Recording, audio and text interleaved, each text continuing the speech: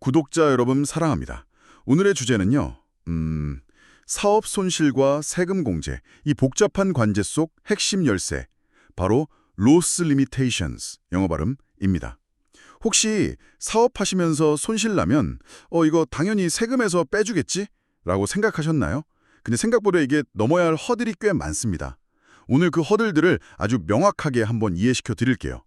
네, 그러니까 사업활동에서 발생한 손실을 개인소득세 신고할 때 공제받으려면요. 기본적으로 4가지 주요 제한사항, 이걸 loss limitations, 영어 발음이라고 부르는데 이걸 다 통과해야 합니다.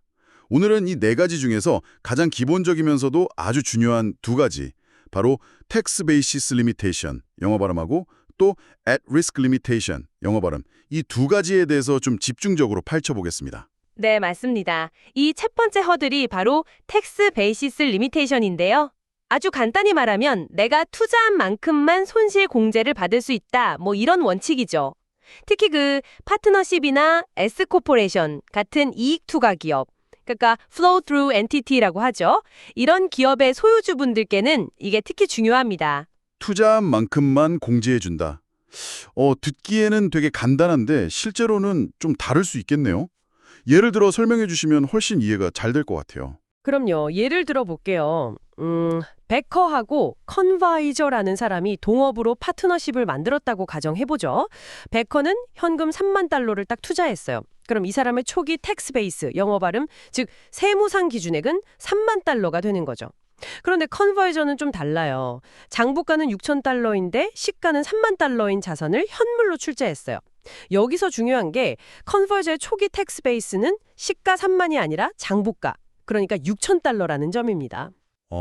현물 출자할 때는 장부가 기준이군요. 시가가 높아도요? 네, 맞아요. 세법상 기준액은 보통 그렇게 계산됩니다. 자, 그래서 첫 해에 이 파트너십에서 8천 달러 손실이 났어요. 이걸 반반 나눠서 각자 4천 달러씩 부담한다고 해봅시다. 그럼 베커의 경우는요. 초기 텍스 베이스 3만 달러가 손실분 4천 달러보다 훨씬 크잖아요. 그러니까 4천 달러 손실 전액을 다 공제받을 수 있는 거죠. 그러고 나면 베커의 텍스 베이스는 2만 6천 달러가 남게 되고요. 하지만 컨버전은 좀 다르죠. 아까 초기 텍스 베이스가 얼마였죠? 6천 달러였잖아요. 네, 6천 달러요. 그렇죠.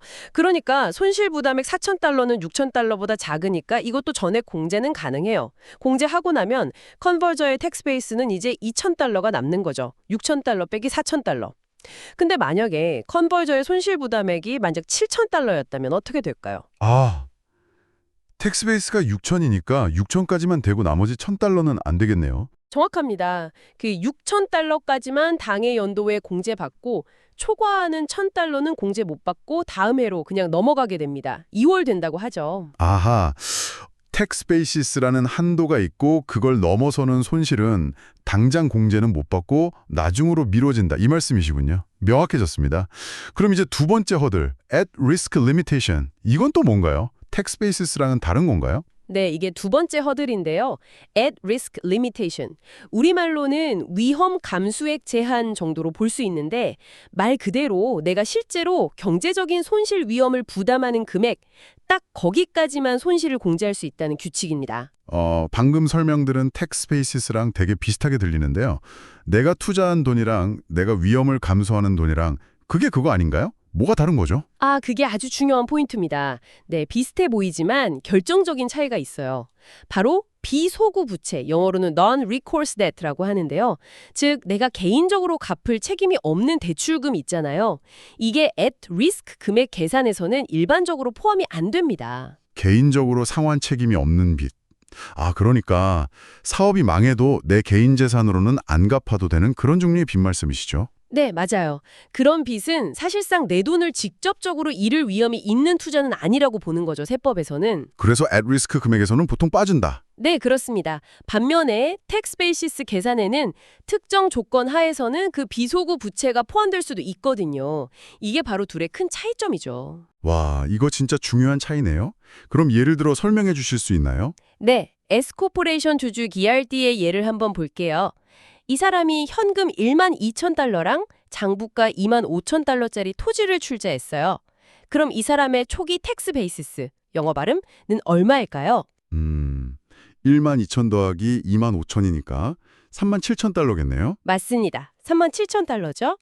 자, 그런데 여기에 더해서 기열띠가 개인적으로는 상환차김이 없는, 즉 비소구 조건으로 15,000달러를 추가로 회사에 둘려줬다고 해보죠. 이 경우에 기열띠의 텍스 베이시스, 영어 발음은 이 대출금 15,000달러까지 포함해서 계산될 수 있어서 52,000달러, 37,000 플러스 15,000달러가 됩니다. 오, 텍스 베이스는 늘어나네요. 네, 그런데 애드리스크 금액은 달라요. 이 비소구 부채 15,000달러는 기열띠가 개인적으로 위험을 부담하는 돈이 아니라고 보기 때문에 애드리스크 금액에서는 제외됩니다. 그래서 애드리스크 금액은 여전히 처음 출자한 37,000달러 그대로인 거죠. 아, 그럼 결국 텍스 베이시스는 52,000이나 되는데도 실제 손실 공제 한도는 애드리스크 금액인 37,000달러가 되는 거군요. 바로 그겁니다. 기열띠는 최대 37,000달러까지만 손실 공제를 받을 수 있는 거죠. 이 애드리스크 리미테이션 때문에요. 이야, 이거 정말 중요하네요. 그러니까 텍스 베이스 리미테이션 통과하고 그다음에 또 애드리스크 리미테이션도 통과해야만 그 금액 한도 내에서 공제가 가능하다는 거군요. 네, 순서대로 적용됩니다. 텍스 베이스, 영어 발음 먼저 보고 그다음에 at risk 한도를 또 보는 거죠. 와, 정말 깐깐하네요. 근데 아까 4가지 제한이 있다고 하셨잖아요. 나머지 2개, 패시브 액티비티 로스 리미테이션하고 익세스 비즈니스 로스 리미테이션, 이것도 간단하게만 좀 알려주실 수 있을까요? 아, 네. 시간 관계상 자세히는 어렵지만 간단히만 말씀드리면 패시브 액티비티 로스 리미테이션이라는 건요. 예를 들어 임대소득이라든지 아니면 내가 직접 막 매일 참여하지 않는 사업에서 발생한 손실 있잖아요.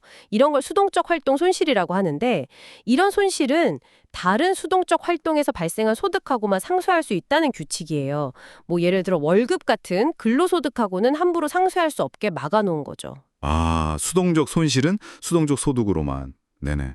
그리고 마지막으로 excess business loss limitation은 이제 개인 납세자 수준에서 한 해에 공제받을 수 있는 총 사업 손실 금액 자체 상한선을 두는 규정입니다. 매년 그 금액 기준이 좀 달라지긴 하는데요. 그래서 결론적으로 사업 손실 공제를 받으려면 이 4가지 loss limitations 관문을 모두 통과해야만 최종적으로 가능하다. 이렇게 정리할 수 있겠습니다. 결국 사업에서 손실이 났다는 그 사실 하나만으로는 부족하고 이 복잡한 loss limitations, 영어 발음, 내 4가지 관문을 다 통과해야 하는 그런 여정이군요. 이야, 오늘 이 loss limitations, 특히 tax basis와 at risk 규칙에 대해 들어보니까요. 아, 세금 공제라는 게 그냥 되는 게 아니구나 하는 걸 정말 실감하게 됩니다. 여러분께서 만약 지금 사업체를 운영하시거나 혹은 어딘가에 투자를 고려하고 계시다면 오늘 들으신 이 개념들, 텍스 베이시스와 at risk, 이게 단순히 그냥 세금 계산 문제에서 끝나는 게 아니라 여러분의 투자 구조나 자금 조달 방식을 결정하는 데까지 영향을 미칠 수 있다는 점을 꼭 기억하셔야 할 것 같아요. 혹시라도 이거 비소고 대출 조건 좋다 하고 매력적으로 보여서 좀 고려 중이셨다면 오늘 배운 이 애트리스크 규칙이 나중에 혹시 모를 손실 공제 가능성에 어떤 영향을 줄지 반드시 다시 한번 따져보시는 게 좋지 않을까요? 단순한 비용 절감을 넘어서요. 정말 현명한 사업 그리고 투자 결정을 위한 핵심 지식. 어쩌면 바로 이 러스 리미테이션스 안에 숨어 있을지도 모릅니다. 다음 시간에 더 흥미롭고 유익한 분석으로 돌아오겠습니다.